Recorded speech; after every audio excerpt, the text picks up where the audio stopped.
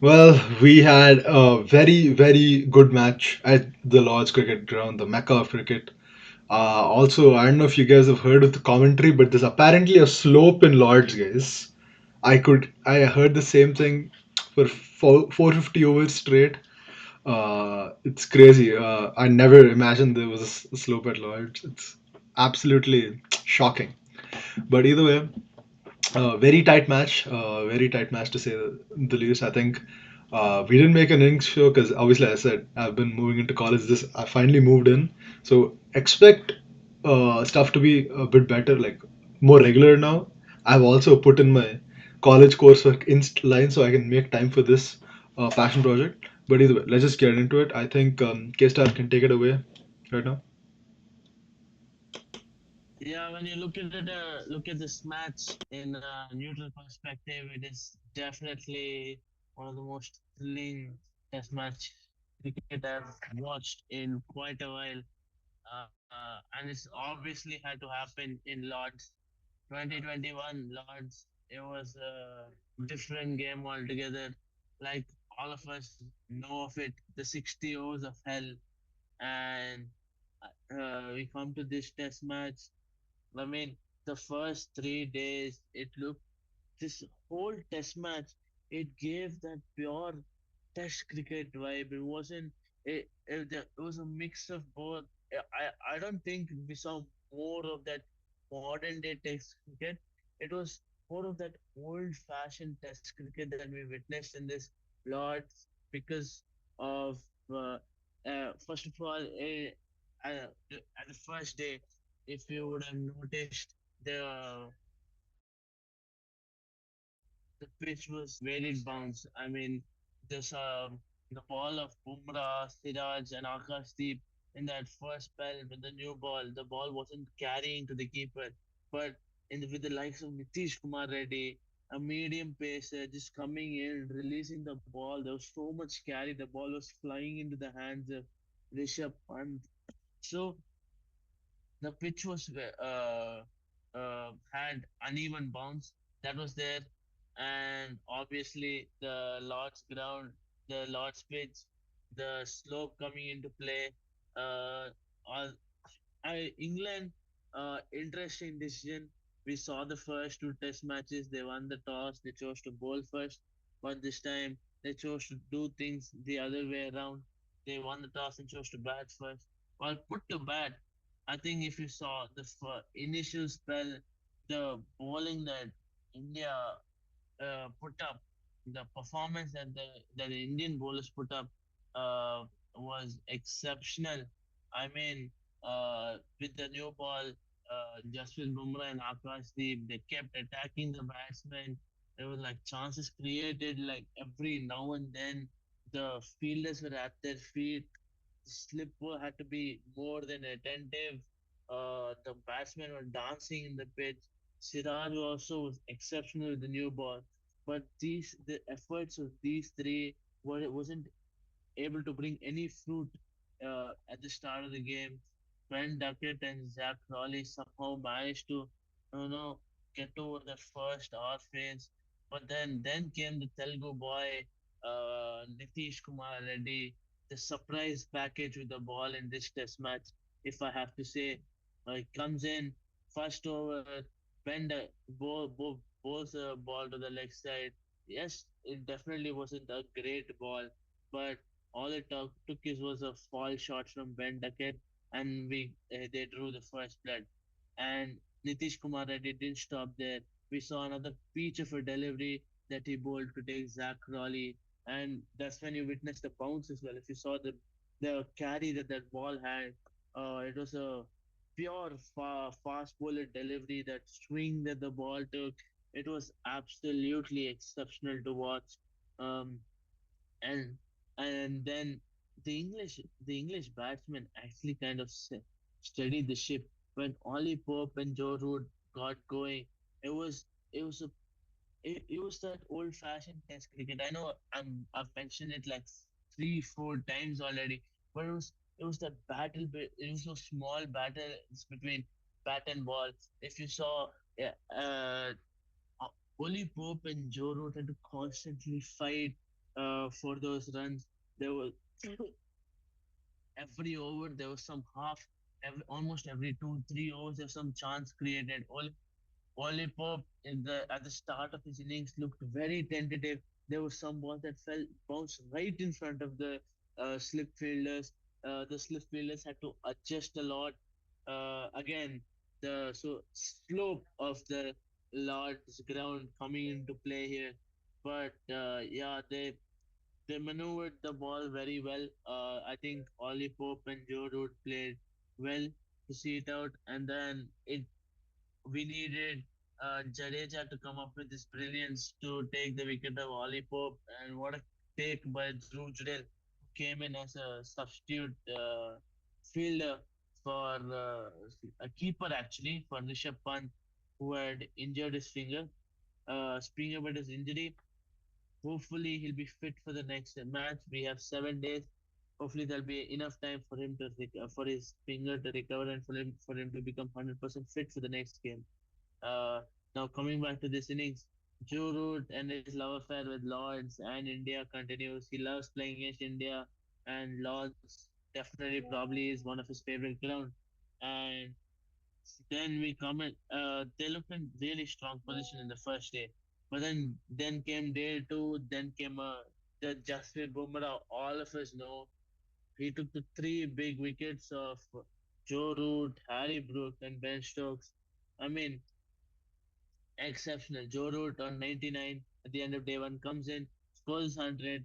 Bumrah takes beach of a delivery again. Gets him bowled and it's just Bumrah stuff. And Harry Brook, number one test batsman, it definitely takes a number one test bowler to take his wicket. Ben Stokes as well fell prey to Jasprit Bumrah. And then Jamie Smith has continued his fine form in this test series. We saw him put up that brilliant 100. Now he adds up to it with a 50 as well. And Siraj definitely had to pick up some wicket to show his disciplined bowling that he has been putting in the first innings, especially. Uh, and then Bryden Cast as put up 50. I think this test match was an example where the contributions from the lower order were really crucial. It was the contributions from the lower order that made the huge difference in this test match.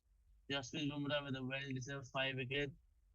First time he's doing it in the Lords, and he's got his name up on that board finally. And yeah, let's look at India's batting. First innings batting. I think Yashasvi Jaiswal um, and Yashasvi Jaiswal did look like he had gotten going, but then he fell prey to Jofra Archer. That quick wicket loss. Then Karun Nair, crucial partnership in this test match, which was really required. Um, if you see, I'm really disappointed in Karun Nair. This is the third test match in a row where he's actually got it to a solid start and given his wicket away without making it big. It it definitely shows that there's a huge innings coming up from Karun Nair, and I hope it comes soon enough because these stars are the ones that he needs to capitalize on, build on, and put up a big score and help i- uh, in the same way contribute to India's score as well. Um, then KL Rahul, classy. Of course, you speak about Sena countries, the name that comes up to the mind would definitely be KL Rahul. Um, I mean, out of the 10 test centuries that he scored in his career, 9 of them have come in away test matches. That speaks volumes. It was a well put up century by KL Rahul, and it took a partnership with Rishabh Pant as well. Rishabh Pant doing Rishabh Pant things, his innings, it was superb. I mean, you see, Rishabh Pant can stand and deliver, sit and deliver, sleep and deliver.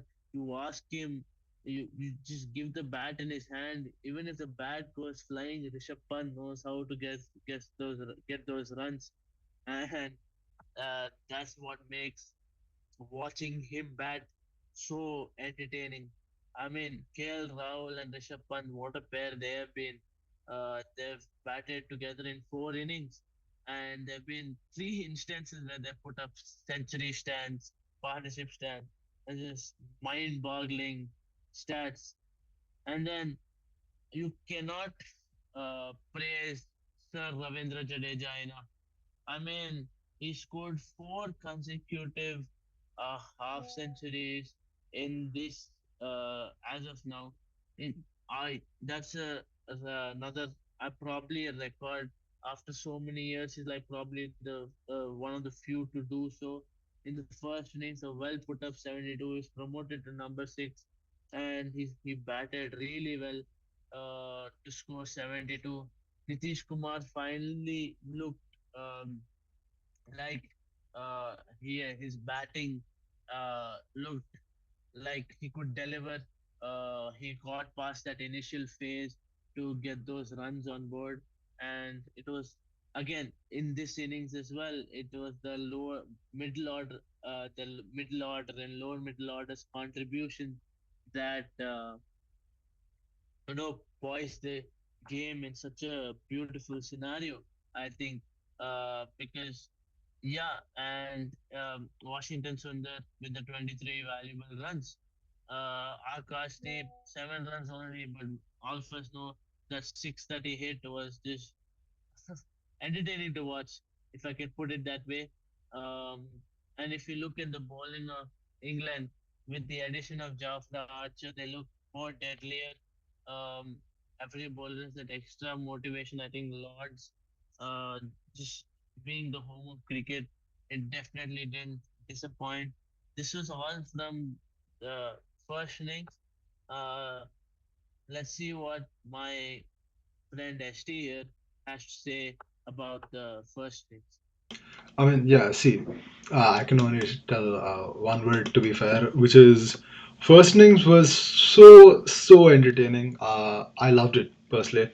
387 put by England. I expected they might hit a bit more, but the fact that we got them down at like such a pitch like this, I felt like this pitch I was expecting, oh, England's at least gonna hit like 450, 500, might be on the decks. But the way that the bowlers came in to attack, I think, in Uno, like suddenly you'll have that wild +4 card. I think he came in just like that, and he turned the game around. The game was like stretched out for a bit longer, and yeah, it was decent. Joe Root, he was on that 99 at the end of day one, if I'm not wrong, and then he got his century and he got bowled.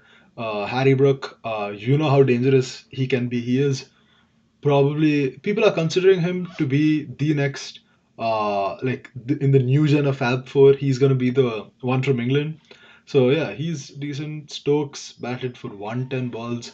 At that situation, that was very necessary. Bryden Cars. Okay, so I always want to talk about Bryden Cars, but obviously I was very excited. If you guys did not know, some people might have forgotten. He was actually supposed to come for Hyderabad as well for like last IPL season, but we got Vian Mulder as well, who actually hit 367 the other day. Respect to him. But yeah, Bryden Cars, he's one of the most upcoming English players. He's gonna. People are calling him like. I think he reminds me a lot like of a young Chris Wokes back in the day when he was like at his best. He reminds me slightly of him, but here and there. And he had a fabulous 56 of 83. Siraj got the better of him though. But yeah, it's decent. It's decent. But when it came to the Indian first innings, I had some doubts because thing is, Jaiswal has been put in, like in the past 3 innings or like 2 innings. Jaiswal he gets that start, but like he's not able to capitalize on it. He's hitting more than 100 runs. If you look at the strike rate, yeah, he's hitting more than 100 strike rate, but he's getting out at like 13, 17, 22. Like that's not going to help our momentum. It's going to hurt it, and for the worse, obviously. And this is going to obviously hurt in the long term as well, due to the fact that once you get out in the first innings that early to the bowler, in the second innings when England had to get the batsmen all out like pretty early, that gives them a certain mental confidence that okay, if I get Jaiswal's wicket now, the game will turn. I can put pressure on the Indian side. Then the pressure will be like on Shubman, KL, Pant, Karunar, who else? Varuna. Karunar, pretty decent innings. People have been somewhat dissing him, saying that like before this match and like a while back as well, saying that oh he only hit that 300. His second highest score is like some 30. He's hitting a bit more. He's putting in the minute like bricks, the bricks which will later become like a mansion or something like that. He is contributing here and there. We can see that, but obviously Shubman slightly disappointing.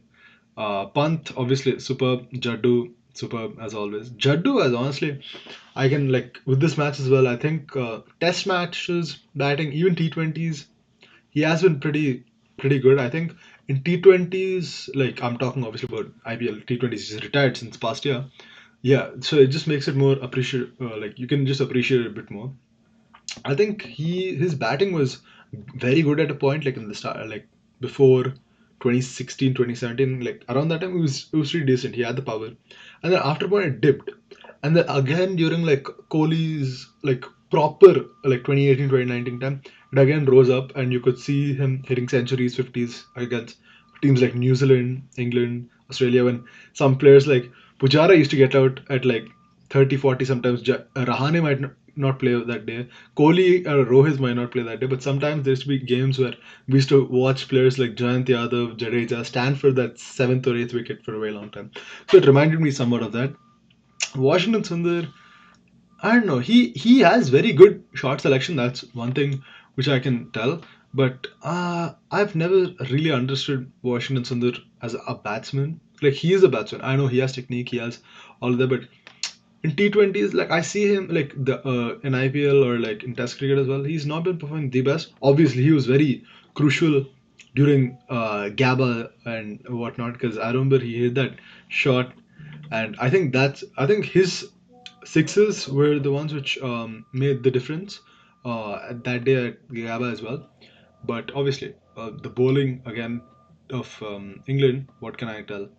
Everyone was equal, like 3 wickets, 2 wickets, 1 wicket, 2 wickets, 1 wicket. So except Root, obviously, everyone else got a wicket, and it was pretty good. Jofra Archer, I think he just showed like every time whenever people are doubting him, like it just he just needs like 2 or 3 games, he'll snap right back. I'm taking a lot of examples from the IPL because these are all the incidents which have already happened in the IPL, but we're seeing it in a different light, which is test cricket now. But now I think I'll move on to the second innings. I was very elated actually looking at this bowling. I expected this match was going to go for a draw. I was like, oh, if England's going to hit like, I don't know, 350, I think if they're going to play that long, I think the match is just going to get a draw. I think England might just like not get out for so long, and we might just go to like day five, like till the third session, and we won't get a chance to bat. But yeah, we bowled amazing.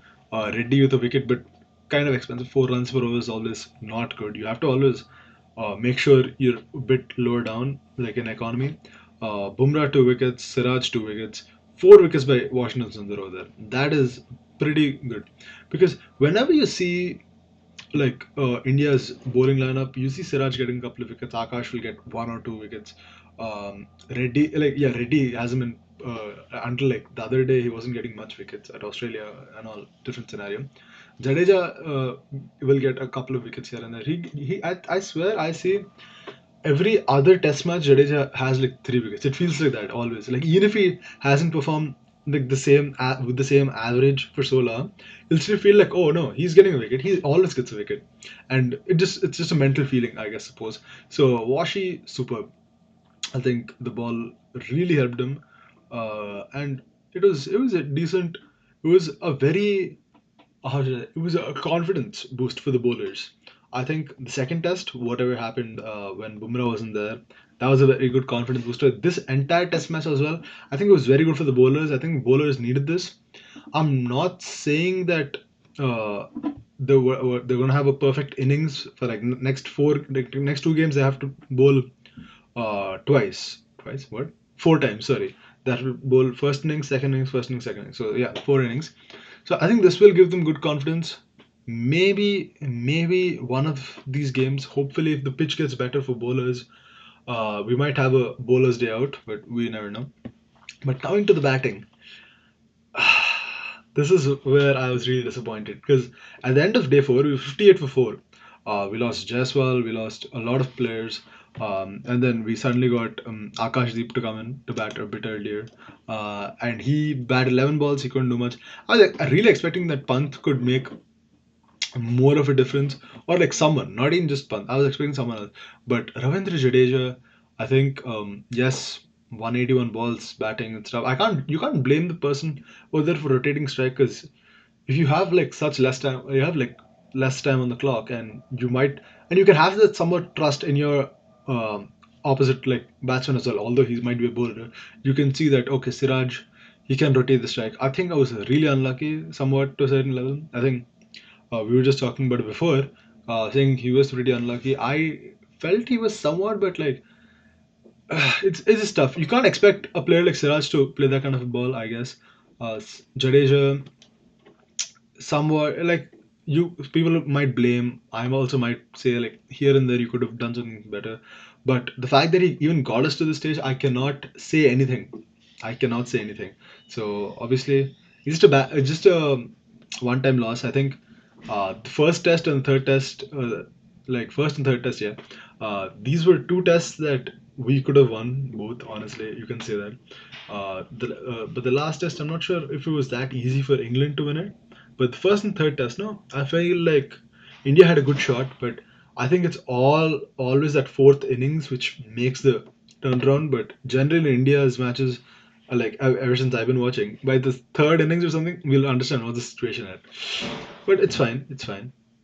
I think we have to just take this. I remember before the series, I think I mentioned in the final IPL video or like in the start of the series as well that my prediction was 2-1 England.